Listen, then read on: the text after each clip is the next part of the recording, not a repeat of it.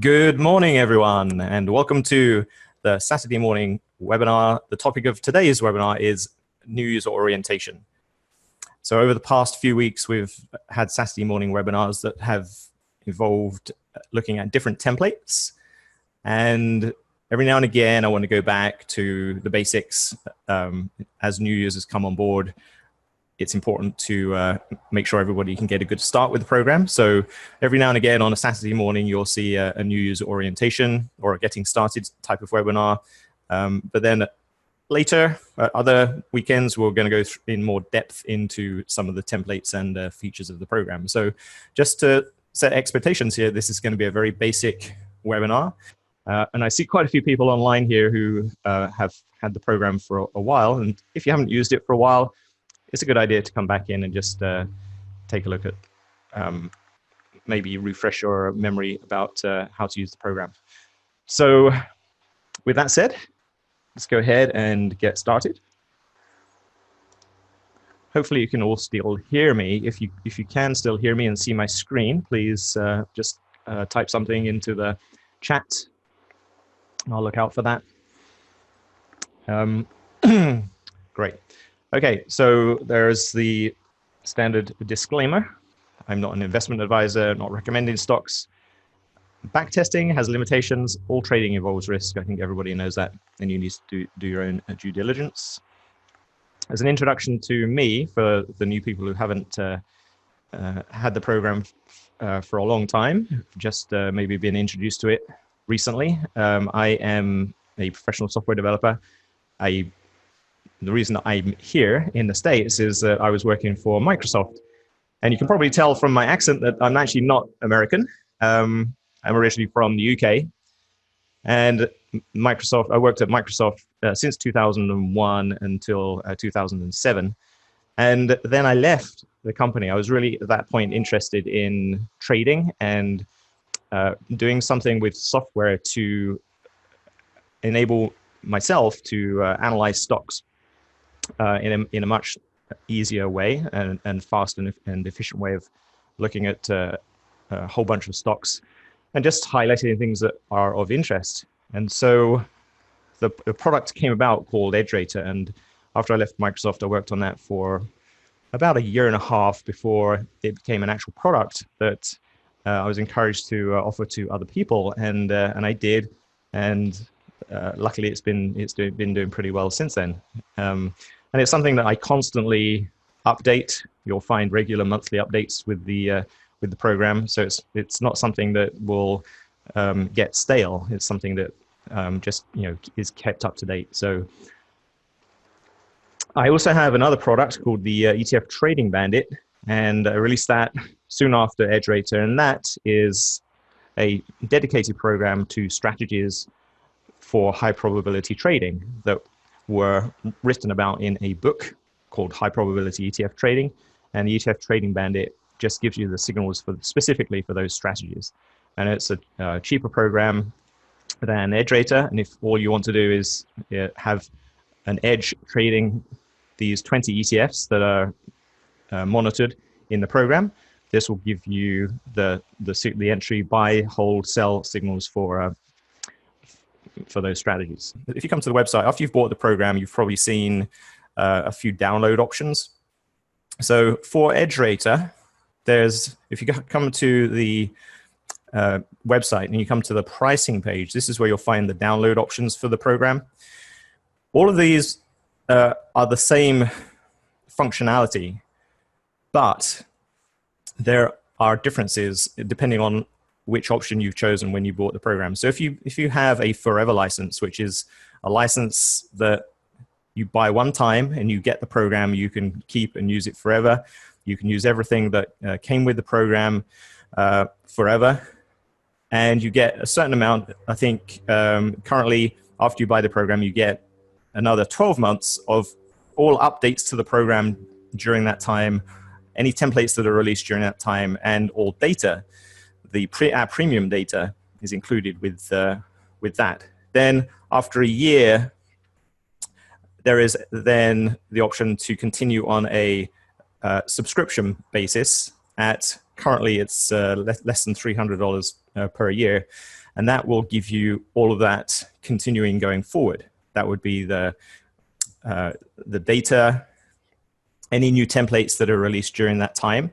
And templates are released fairly regularly, but more than templates now, I'm focusing on making the program, just updating the program so that it is just super easy to use. And right now, there's a lot of templates in the system. It's pretty well rounded out, and there are a few extra templates that still need to be done. And then as going forward, there are topics that come up that are very topical, and occasionally I'll implement a new template to handle that. And then that will be included in that subscription too. So that's the Forever license. There's another option for the program. And if you have chosen this option, the annual or the monthly, this is an option where you don't own the software. You can't use it forever, but you can use everything during the time that you have this subscription. It traditionally has been called the Edge Club. And it's essentially, so these two options here, annual and monthly, are essentially the same thing. They give you the same thing, the Edge Club. And it's the software, but instead of installing on your it does still installs on your hard drive, but every time you run this software, you will have to log in. And it will go to the server, check your subscription, and then run. But then once you're running, you're actually getting everything that the Forever program is getting too. So there's an annual fee, which you can get for $9.70, or you can pay monthly, $97 a month. So you get a little savings on that if you take the annual plan. Essentially, you get a couple of months there free if you prepay for 1 year. And then there's the trial, the free trial. There's no credit card required for the trial, but it is limited in functionality, and it doesn't allow you to do to scan using a large list. It's limited to the number of stocks that you can scan. So that's EdgeRater. And if depending on which option you had, if you've purchased the Forever version, you want to click under Download under Forever. If you've purchased any of the subscription versions of the program, then you need to click under either annual or monthly. The annual or monthly downloads will actually give you exactly the same thing. So just make sure you download the right thing. Now, the Forever thing, when you download it, you will actually, or when you pay for it, you will have received a unlock key. And that key you can then enter when you run the program. And once you've entered the key, it unlocks the program and you can use it forever. You can use it on multiple machines. If you run into a limitation, because the server does check on the serial key the number of times it's been used, but if you run into a limitation, as long as you're the only user, you might have a lot of computers. I know people who are running on more than the limit, and so just contact me and I can set that so that you can run it on as many computers as you like. But the license is per person, so just bear that in mind. And then ETF Trading Bandit, as I said, that's another program. If you come down here, you've purchased ETF Trading Bandit, then you would take download under, or you click purchase now. You download under the free version, and then if you want to unlock all of the strategies, because the free version includes one of the strategies, and if you want to unlock them all, you purchase here, and then you get all 7 strategies. So that is how the program is structured and priced. And then when you buy the program, the trial will convert to when you unlock the program. If you had the trial version, which is a free version, you do not need to re-download the version once you've purchased it. You just click on the little shield here and enter the key that is sent to you when you make the purchase, and it will convert to a full Pro Unleashed version. So what we're going to cover today is its basic program introduction, what happens when you first install the program and run it, what you expect to see for when you get into the program. We'll look at some of the files that are placed on your file system, and that it's important to, or not important, but it's good to be aware of where the files are on your system in case you need to copy things to another computer. That's not necessary, but if you have your own templates or data, you might want to copy them over to another computer. So I'll show you all that. We'll look at where symbol lists are stored, how you get data, some of the templates, reports and charts. So quite a lot of basic stuff to get into. And before we do that, I'll just continue with the slide here. This is going to come up, and I've mentioned templates a lot. What is a trading template? I get asked this a lot from new users of the program. And basically, trading templates are encapsulating trading styles, methods, scans from people who know what they're doing, people who know how to trade and who are successful trading. They may have certain techniques that they use. Obviously, there are hundreds and hundreds of trading books on the market. So the idea of a trading template is that it will take the information from the experts and condense it down into a simple, runnable template that gives you the stocks that are meeting certain criteria that are specified by those people or those books. And the idea came about because there are so many books, and a lot of people are not coders. They don't program. And so after you've read a particular book and you're interested in following something or following a certain idea, how do you then go ahead and do that without writing your own scans? And that's what a trading template will do for you. So that's the basics of the intro there. Now everything else is going to be kind of live demonstrations. Share this. Hopefully you can now see this in a larger format. So this is my other machine that I've just installed the program on. So just wanted to go through what happens when you install the program. So I did the install already. It hasn't appeared as a desktop icon. That doesn't happen by default. You can make it a desktop icon if you wish. But the way to run the program after you've installed it is on Windows 10. You can just come down to the little Windows icon down here, and you can just, what I normally do is just start typing EdgeRater, and it will come up with the app EdgeRater Pro Unleashed. You can click on it here. When it runs, it just goes ahead and checks if there's any updates that are due to be installed. If not, it will go ahead and you'll see a splash screen. That'll tell you the version that you're currently running. So currently it's version 13.0.0.142. That's the current latest release. And then it will come up with, the very first time you run the program, you will end up with this screen. And so there's a lot of empty areas here because you still need to, even after you've installed the program, you still need to go ahead and download templates and data. So it comes up with this template set downloader. And what you do here is you just click on download and install.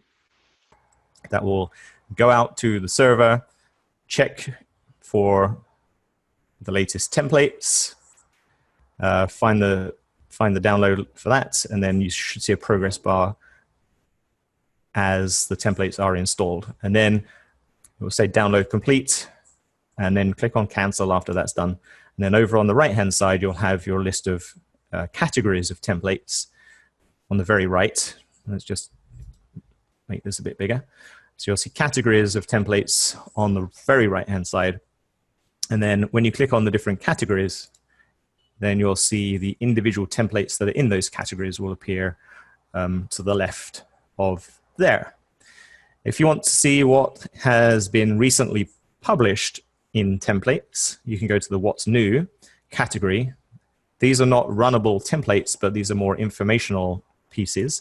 So you can just scroll down through the various entries in here, and you can find out for any release what was included in that time. So you can see over the time that the program has been running with, or the program's been released with the templates. 2012 was the first time that templates were introduced, and now we're So it's quite a while ago. So now we're in 2019. So you see that all of the updates here. So 2012 was the first release. We had a whole bunch of things in there. And then it's pretty much been every month there's been a new thing released for the program. So right now there's lots and lots of good stuff in the program. And the trick is to be able to find what you want and use it. And that's kind of the reason for the Saturday morning webinar series, is to go through what we currently have and show that it's still useful, how to use it, and what you can do.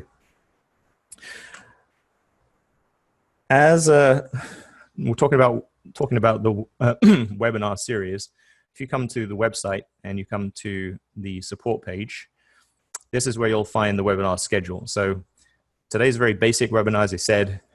If you look back through the webinar schedule, you'll see what's happened over the last 8 weeks or so. And then if you want to just view the replays of those, you don't have to wait for another webinar to come up and to be live. You can just view the replay of an already completed webinar. And the links are all in here too.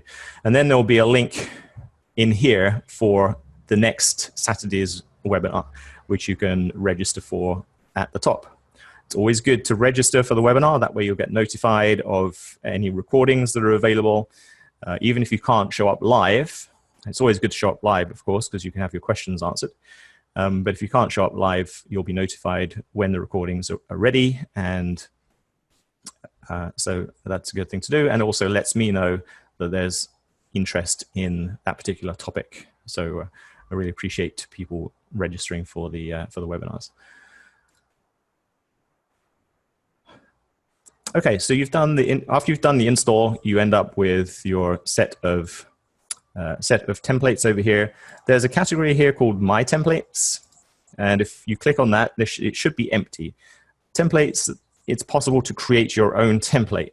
We're not obviously getting into that. That's a much more advanced topic. We will get into it in other webinars, but not today. So if you do create your own templates, they'll appear in the My Templates category. But for today, what I want to do is go through just a simple template or two. And the first one I would recommend finding is just scroll down through this list on the right-hand side until you find the Hot Topics category. And then in Hot Topics, you'll find listed down here on the right a template called the Good, the Bad, and the Ugly. And this is a good, simple template to run.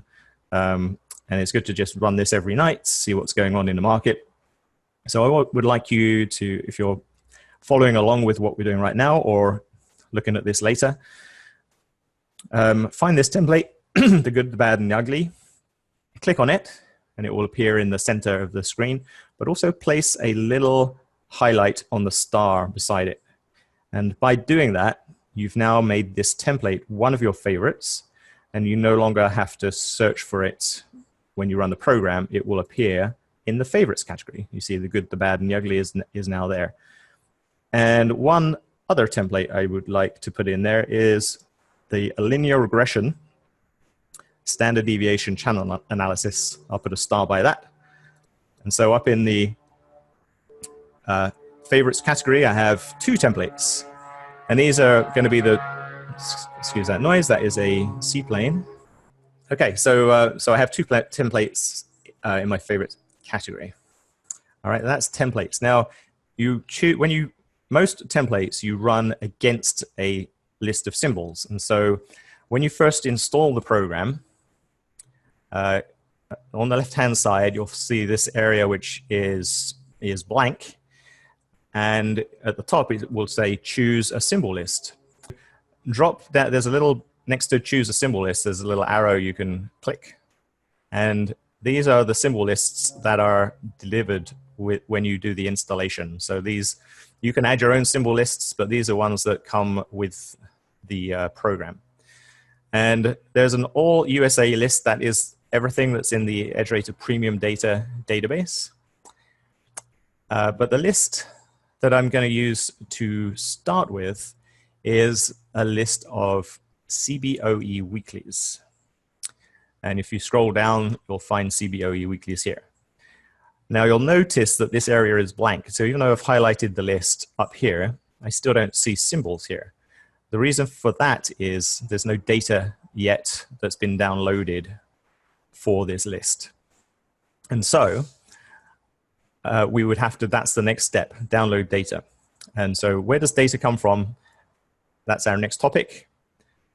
And there are several options, but I did mention EdgeRater premium data, and that's something that if you take that maintenance plan, yearly maintenance plan, you will get the EdgeRater premium data included in that. And in order to set that up as your default data provider, you come over to the Home tab at the top here and click on Data Providers. And it should be set as your default anyway when you do the install. It will have a little check mark by it. But here you'll find another number of other ways of getting data. If you have not subscribed to get the maintenance updates, then you still can use the program. It's a forever license, so you still get to use the program. And you may have other sources of data. You can get free data from Yahoo. You can use Metastock file formats. And a lot of data providers will give you data in that format, so you can connect to that. And there's something called Quandl Free. That's a free data from the Quandl website. And you could even have purchased from Quandl an end-of-day data program subscription called Quandl Premium. But I would not recommend doing that, because if you have EdgeRater data, Quandl Premium data is $600 per year, by the way, if you buy that from Quandl. But that data is included in EdgeRater when you have your, as I say, that maintenance program going on. So for less than $300 a year, you get everything I mentioned before, and this essentially premium data value of $600. So yeah, use EdgeRater if you can. You click on there, that's okay. The other thing you can do from this Home tab is you can also click on symbol lists to see all of the lists that are currently on your system.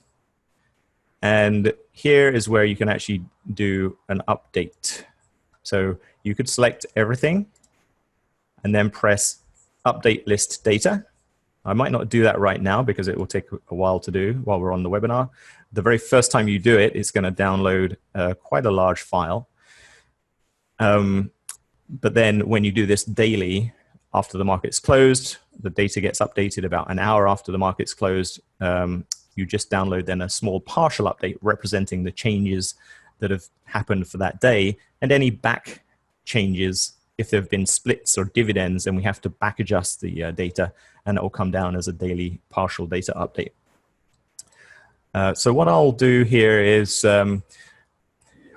this is your, if you go to the Home tab where I was just explaining, this is your global options for symbol lists. Then if you come down to the symbol lists area on the left-hand side, you can look at individual symbol lists. So I currently have CBOE weeklies checked here or set. And if I click on the pencil icon, it will actually bring up the list, and it will have a list of all the stocks that are in this symbol list. It will have the data provider for this list, because you can actually change on an individual list basis to get data from other locations. There are reasons why you might want to do that. In general, you don't need to do that, but it's possible.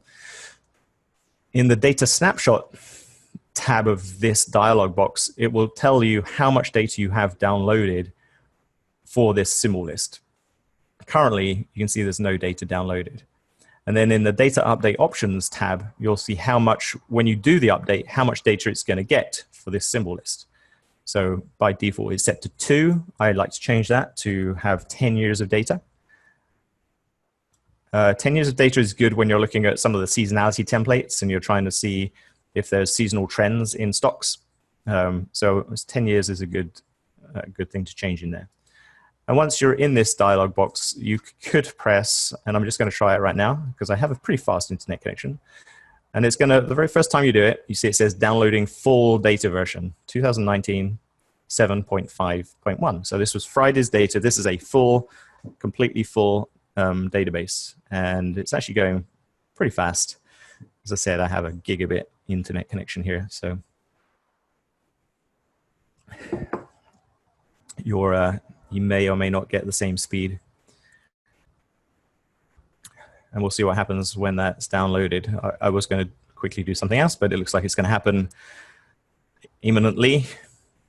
See, the progress bar comes to the final stop. So it's downloaded data. It's now unzipping that data because it came down in a compressed format. Remember, this is only the first time you run the program. Everything else is very quick. Okay, and now it's going to apply the full update, and we'll see, boom. Okay, so now we've done that. This data is all filled in with the from and the to dates of data for this symbol list. So even though the master database has the entire amount of historical data, each individual symbol list you can tune to have a certain amount of data, and that's useful for certain backtesting things. If you wanted to backtest specific periods of time, you might choose to only put a certain amount of data in a symbol list. But the master database does contain all of the data. And you can always see how much data you have from this tab, which has the from and the to date for data. So you can see at the bottom of the list, it will tell you how many stocks are in this list. And once you've got this done, you are ready to run a template. All right, we can see here, it does say we've got data to 7/5/2019. And now we're just ready to run a template. Now to run a template, go back up to the top of your screen and make sure you have your templates menu option highlighted, because we changed the data providers. So we were in the home option. We need to go back over to the templates option. Next time you come in, you don't need to set all of that stuff up again with symbol lists, so you will automatically be over here. Now you can just hit run. I'm going to do that right now, and it's going to run this template to produce a report. All right, that's simple running a template. The report comes up as a separate window. We have all the data in the report. We can sort the report by month to date, daily performance, week to date, year to date. Remember, this is a very simple template. I'm just showing this as an example, but it's a way to quickly get some information of what's been happening, what stocks are best performing stocks for days, weeks, months, and years, looking at prior days' performances, prior weeks' performances, and prior months' performances. Everything is clickable and sortable. We'll get into that in a minute. I wanted to show, before we get into that, I do want to show one other thing with symbol lists, and that is where the data gets stored. So when you install EdgeRater, it will create under your documents folder a folder called EdgeRater, and this is where all of your EdgeRater data is stored. So you can have your documents folder on your OneDrive. In this case, the documents folder is not on the OneDrive. This particular installation is not connected to the OneDrive. But depending where your documents folder is, EdgeRater will just write to the documents folder. It doesn't go to a hard-coded location. It just asks Windows, where is documents, and it will put the information in there. And under EdgeRater, you'll find various subfolders, and the symbol lists folder is a list. It contains all of the symbol lists that we previously stored. This is actually where they belong. And if you need to create your own list of symbols, then there are several ways to do it in the program. But if you're comfortable using the Windows file system, you can actually create a text file containing the symbols too. So for instance, this smp100.txt, that is just a text file. I can open that up in Notepad, and here's a list of, this is what a symbol list really looks like. It's just the symbol, and then a comma, and then the name of the company. And that's all it is. If you want to create your own list of symbols, you can just create a text file in that format, and it will be fine. Or you can do it from within the program. So that's just symbols. There's also a snapshot. So terminology in the system, a snapshot is a snapshot of historical data. So remember that we just updated the CBOE weeklies list. And so now you have a snapshot of CBOE weeklies data. Okay, and it's got CBOE weeklies. The extension is ERD, as EdgeRater data. And there's an index file into that data too. So you can see you don't ever need to look at this really, but if you're interested in where the data is stored, it is stored here. And then the master database that we downloaded containing the complete history is under master, and that has the name of USA EOD master, and that's a 1 gigabyte file. Okay, so yeah, so we don't really need to look at any of these other folders for now. I should mention the reports folder. That is actually an interesting one. Reports, whenever you run a template and you produce a report, remember we ran the good, bad, ugly template just now, and it's produced this and popped up a window showing this information.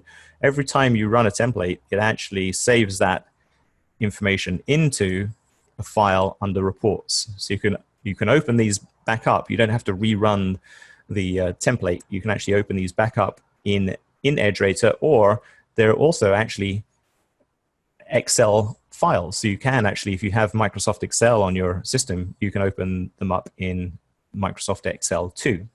And the reasons you might want to do that is if you have other calculations you want to do on some of the data points, you can use Microsoft Excel and write formulas in there to further analyze the data from the reports.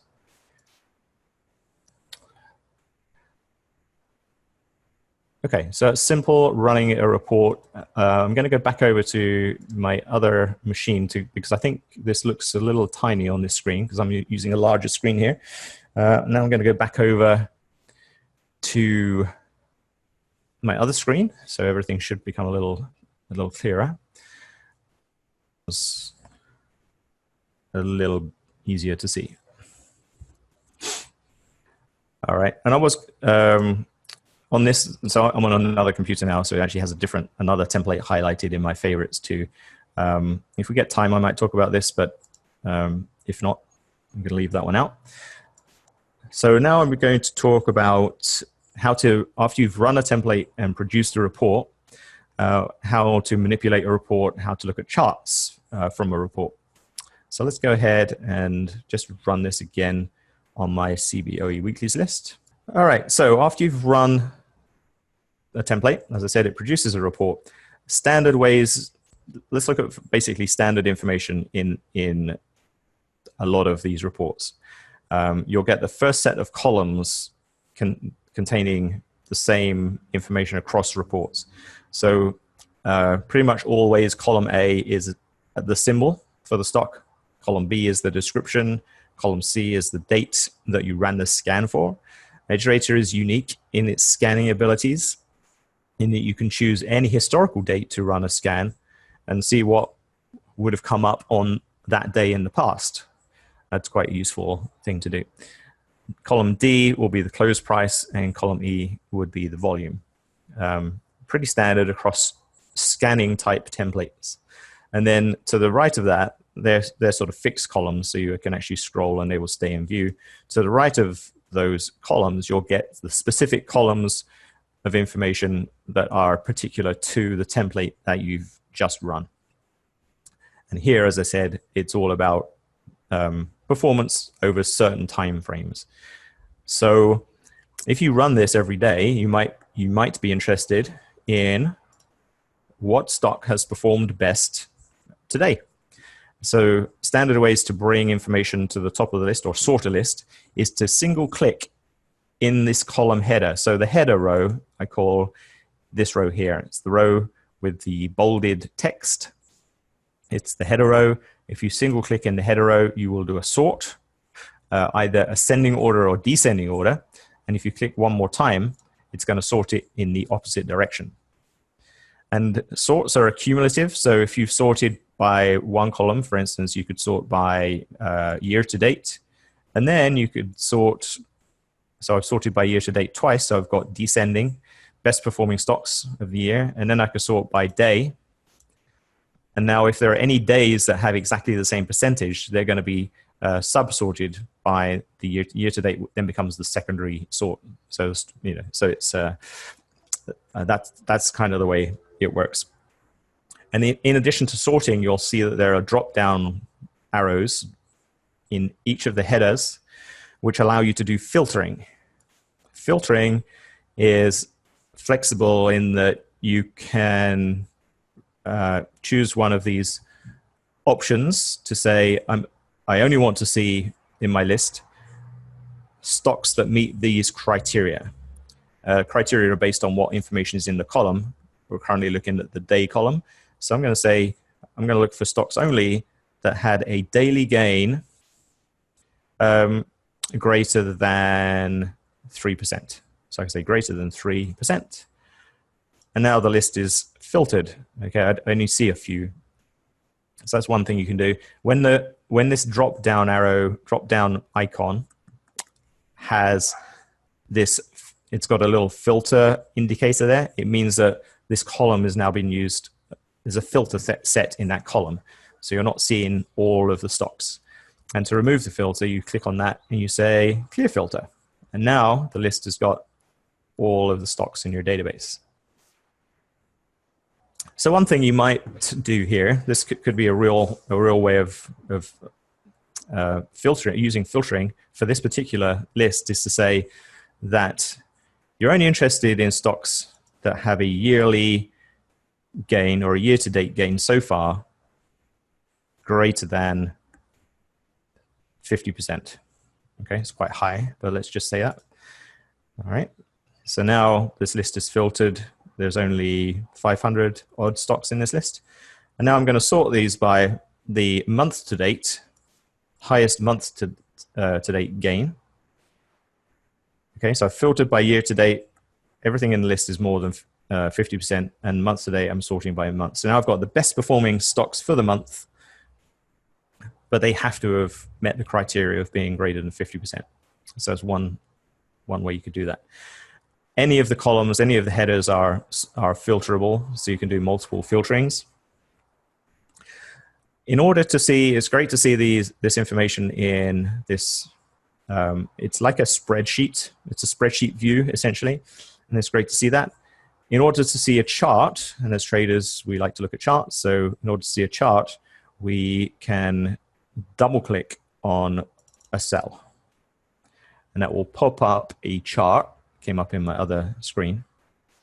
Okay, I'll pop up a chart, and I'm going to put this chart, I'll show you right now how to, this has popped up a chart, and because the good, bad, ugly template does not have a specific chart view, it doesn't have a set of indicators that go along with that. It's come up with whatever the last chart I was looking at, whatever style I had for that, that I was looking at before. Happens to be, I was looking at one of the high probability ETF views. So I've got my little indicators on there. But what I'll do is show you how to quickly change your chart layout. Come over to the chart layout tab, and I press this little pin here. That's gonna, just put this panel permanently out so it doesn't keep collapsing to the side. And now I can choose any of the layouts that are defined in the system. So I might choose, well, I have a couple of specific ones that I put together, but you can select any of these basically, and the layout will change to reflect that information. Okay, so let's, everyone has the squeeze layout, everyone has the CCI layout, everyone has the free parking. So I'm just going to, just for now, just put this on here, free parking, as the example that I'm going to use for this particular template. I also like this one, Dave McMullen's moving averages. Okay, but let's stick with free parking here. It's a simple layout, just has a 50-period moving average, has a couple of indicators below. DMI and RSI. All right, so that's how you change a layout. If you have your own specific layout, you can create it, or you could add indicators to this layout and then save it as a different layout. The way you would do that is come over to chart scripts, and so before we were in chart layouts, remember these are predefined layouts that have their own, each one has their own set of indicators. Just come over to chart scripts. These are now individual indicators. They're written in a chart script language, but they're individual indicators. And I can drag these over to the left-hand side. So for instance, area BB, that's Bollinger Bands with the area shaded. Let's drag that over here. And now this chart has now been updated with area BB. When you talk about Bollinger Bands, they have certain parameters with them, right? There's the 20 and 2. It's always a 20, not always, but the standard, the default is 20 period look back and 2 standard deviations for calculating Bollinger Bands. You can change those. Once it's on the chart, you can change the parameters in the Formula Parameters tab. So I'll now pin this out as well so it doesn't keep collapsing. And if I have the upper window selected here, now the parameters are showing me all of the indicators that are on my upper window. And the area BB is one I just added. It's got a 20 and 2. And then you have the option, of course, of changing the parameters over here, and it will dynamically update your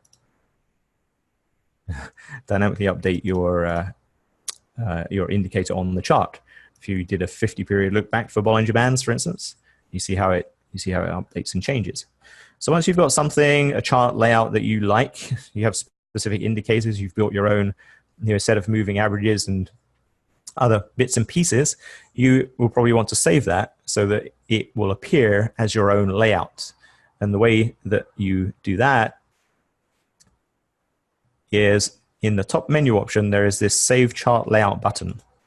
And I'll save this as, I'll call it Webinar Area BB, for example. Okay, so I've just saved that. So now if I come and maybe I chose a different layout. I went back to the George Lee Squeeze layout. Now, how do I get back to my layout? Well, look for the category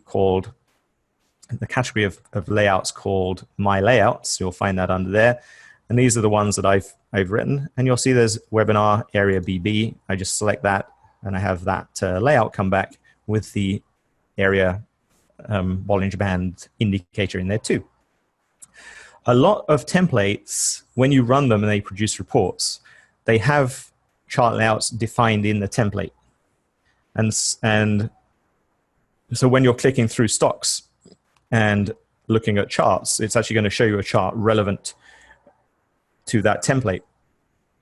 Sometimes that can be, you don't want that behavior because you have your own specific layout that you like to look at.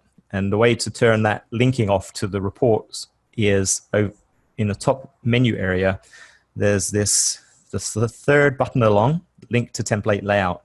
If it has the highlight behind it, it means it is linked to the template.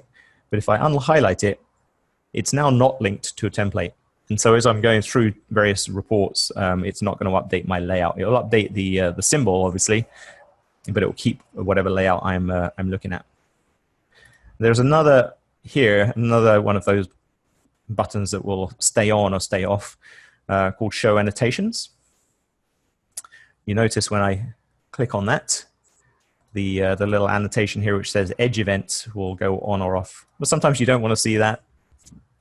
Other times it's very useful. Because I ran this template for Friday, the very last bar of information, the very last bar of data that we have available, there's really no point in highlighting where that bar is because it's always the end, it's always the last bar of the chart. But if you have run a scan for a different period of time or a different day, it's useful to have a pointer pointing to the day that you ran the scan. And then you can see exactly what happened after the scan was run. So that's a useful little trick there. And we're not getting into it today, but EdgeRater can do backtesting, and it will create a list of trades that are taken for different criteria. And if you're running through a trade list, then have annotations turned on, it will point to the entry and the exit for that trade. And that's useful to see on the chart too. Okay. So that's a simple overview of charting. There is more to it. If you have any questions, please feel free to type them in. I'm going to take a look. There's a couple of questions now. Thomas, EdgeRater Pro Unleashed runs really, really fast. Is this being done on my machine or on a server?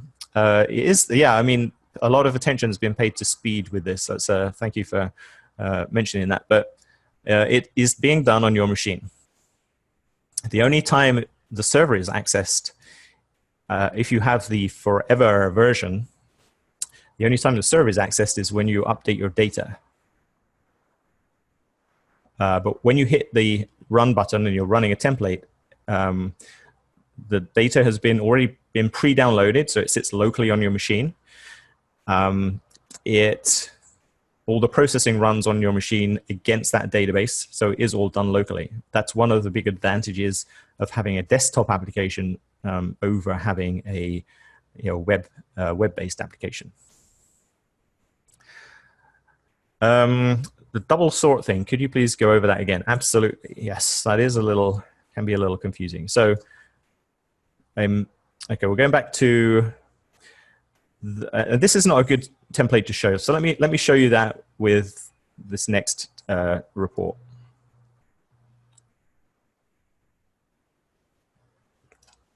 All right, the next report we're going to look at is, and we'll go quickly through that. I'm still looking out for questions, by the way. If you have any questions, feel free to type them in. We are sort of running out of time, so I'll go through this template and also look out for questions. I do want to get a chance to answer all your questions too. Linear regression. This template is one of the originals and still super useful. So let's just run this on my CBOE weeklies list, and I'll get a chance to show the double sort on here. So having run this, there's a lot of information in here, but you have to kind of just break it down into the various pieces. It becomes quite easy to understand. You've got various sets of columns. This set, column E through H, is about 5-day linear regression. I through L is about a 10-day linear regression. So it's the same information repeated, but for different time periods. So what this is trying to show you, linear regression, is what the regression line, if you do, linear regression is a way of measuring how a stock is moving. It's done by using the mathematical least squares method, and it will calculate the line, essentially, to tell you if a stock is moving up, moving down. Now, if you draw a line and you extend it out for a year, and you look at the starting point of that line and the ending point of that line, you'll have a certain percentage gain. That's your annualized percent. So I'm going to sort by annualized percent. Okay, so I have now sorted this entire list of, well, I actually only ran this on the CBOE weeklies, so I sorted my list of 500 stocks in terms of what is moving up the quickest over a 3-month period. Let's look at the chart. Okay, so here's the chart. I'm going to turn that off. And so this particular example, it's not a great example because there was this huge jump here. And that could have easily been a reverse split. So let's not pay attention to that. Let's click on the next one. That's much better. So come over here. All right. Now, here's the linear regression line. It's the red line in the middle. It's drawn from the 3 months starting 3 months ago, essentially, to Friday. This is an upsloping line. If you extended this line out a year, you will end up with a 200% gain. All right, we can see around this line there are drawn standard deviation bands. And so you can tell when the stock is moving up, if it's at the top of its standard deviation channel or if it's at the bottom. You can see that from the chart. And this is an example of template linking. The template has actually been linked to this chart. So one of the things you can do quite easily here is I've put the chart and the template report side by side. Now on my computer, I have multiple monitors, so I would have one on one screen, one on another. But for the purposes of this demonstration, I'm just going to have them on the same screen. Okay, now the template has been linked to the chart. So it's showing me, because I clicked in this column of 3 months, it's showing me a 3-month linear regression line. But remember, there are many different periods in this report, so I can go over and click on the 1 month. And now the line has changed to be a 1-month linear regression line, which is actually downsloping. Okay, so in the 3-month period, you have an upsloping line. In the 1-month period, you have a downsloping line. All right. Also interesting in the columns is the bandwidth. So percent B is an indicator of where the stock is in relation to those bands. If the stock is at the lower band, let's just bring that stock back up. So if the stock is at the lower end of the channel, the standard deviation channel, then your percent B value will be exactly 0. If it was on the lower band, it would be exactly 0. This one's at 15%, so it's 15% of the way through the band. The next one down is at 50%, so it's exactly at the mid band, which is the actual linear regression line. So you can sort by.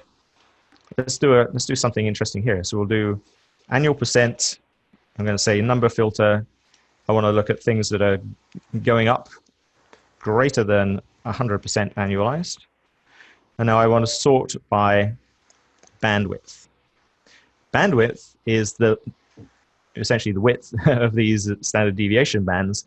The narrower the bandwidth, the more consistent the move. So this is now a stock Arena Pharmaceuticals that is going up, rising over 100% annually, and is currently in the top half of the bands, but it has a very narrow bandwidth. So it's a consistent mover, and it's at the top area of the band. But you might be interested in finding things that are actually at the lower part of the band moving up. So we'll come down to, we'll find SCO here. We'll find Roku. That's one we previously looked at. Yeah, it's at the lower part of the band of an upward trending 3-month line. The bandwidth is reasonably wide, as you can see. It's 0.27, but not as wide as FAZ. And that was the one where I said you probably had a reverse split here to create this big gap.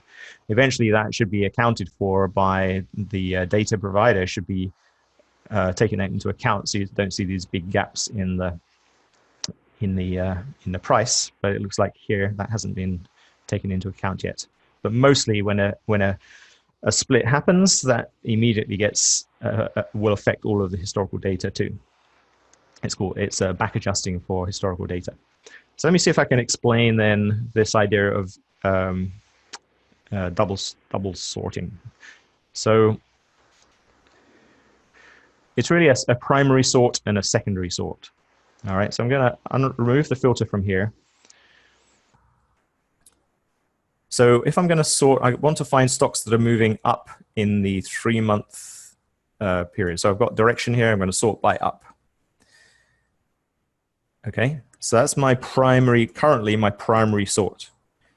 Now, if I go to the 6-month column, and I'm going to click on the direction column in the 6-month set of columns, my primary direction is now going to be, I'm going to click on it twice. So now my primary direction is up for 6 months. But the previous sort is still in effect if it's not affected by the primary sort. So it's now sorted by 6 months in the up direction, but also at the top of the list is going to be 3 months in the up direction. So these match. Okay, now in the 3 months it's flat and then it's down, right? So essentially secondary sort has been direction on the 3 month. You can see it's up, flat, and down, but the primary sort is sorted by direction on the 6 months column. Hope that explains it. Sorry, it's a long-winded way of getting over that one.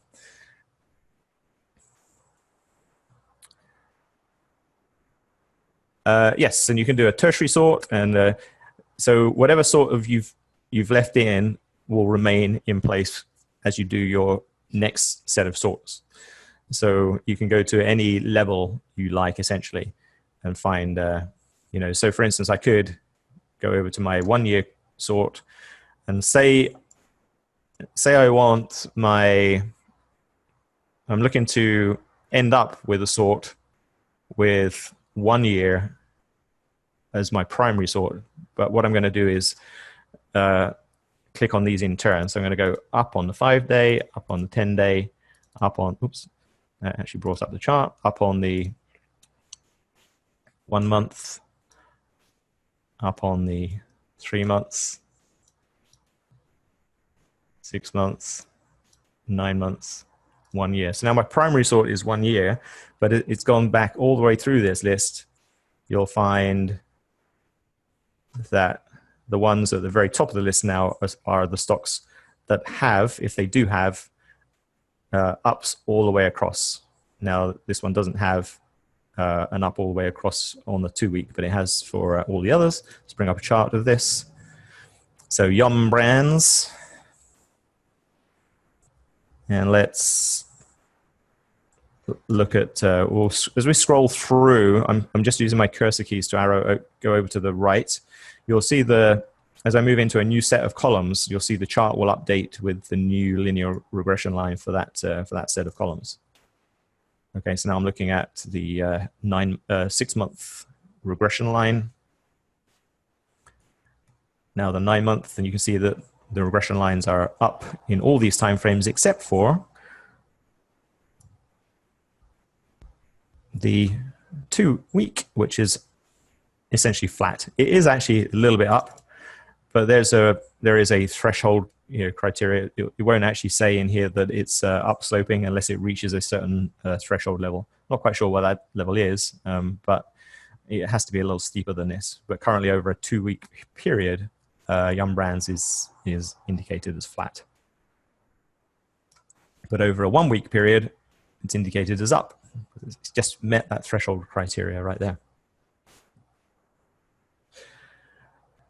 Okay, so then how do you negate the sorts and try something else? Well, you can just, every time you click on something, you're essentially sorting by that column.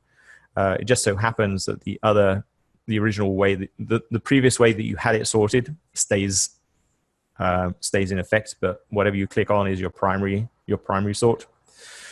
If you want to go back to the way that the report was originally presented, and you've done a whole bunch of filtering and sorting, and you've got confused about how it was originally, I would just run the template again and produce a new report. As you say, it runs very, very quickly. Okay, so I think we covered a lot of basic stuff here. If you sign up for the upcoming webinars, I will post that later today, the one for next weekend. And don't forget to check out the other webinars that were held, and lots of good information there. Also, to find out more information about existing templates, come over to, on the EdgeRater homepage, come over to the trading templates tab. You'll find a list of, not all the templates, but a lot of the templates. And then if you click on any of those specifically, you'll see a more info button, and that will take you to the information for that particular template. If you are on the main page of EdgeRater or the application, and you've found a template and you're wondering what it does, you can click on template info, and that will actually pop up a web page. And if there's more information for that particular template, it will show you what information it has. So either it will be a blog post. For some of them, there are blog posts written. So for linear regression, there is this blog post talking about what linear regression lines are, how to use the template, lots of more information in there. And a little video is linked in here too about an older webinar or a video that was done on the linear regression template. So that's useful information. Also, if you get stuck or you're wondering what to do, a good place to go is the YouTube channel. So to get to the YouTube channel, you come to home. Currently, that's linked to the offer. But you come to home and go to support and view the videos. That will take you to a YouTube channel. And this is essentially all the videos that were ever produced for EdgeRater topics. If you click on videos, you'll see a whole list of all of the topics going back in time. But the most recent videos are the webinars that were done, and you'll find them under the webinars page. Eventually, they will make their way onto the YouTube channel as well. But they currently are not on there, but they eventually will be.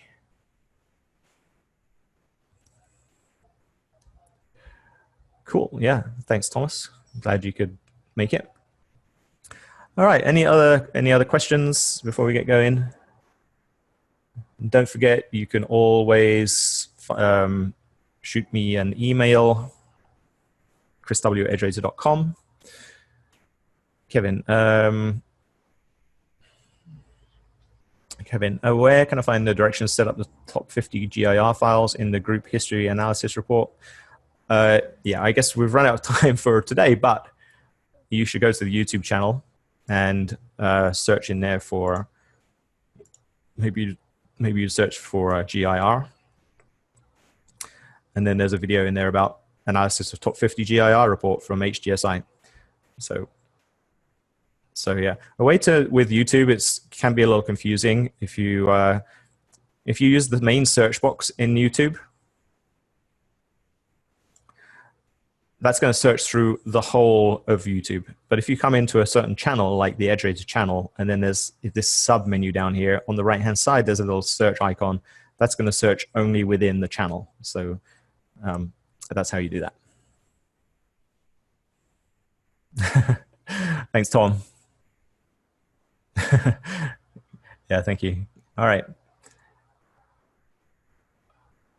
Awesome. Yeah, Brock, hey, good to see you here. Thanks for coming. Glad you liked it. Okay, guys, enjoy the rest of your weekend. Catch you next weekend. Bye for now.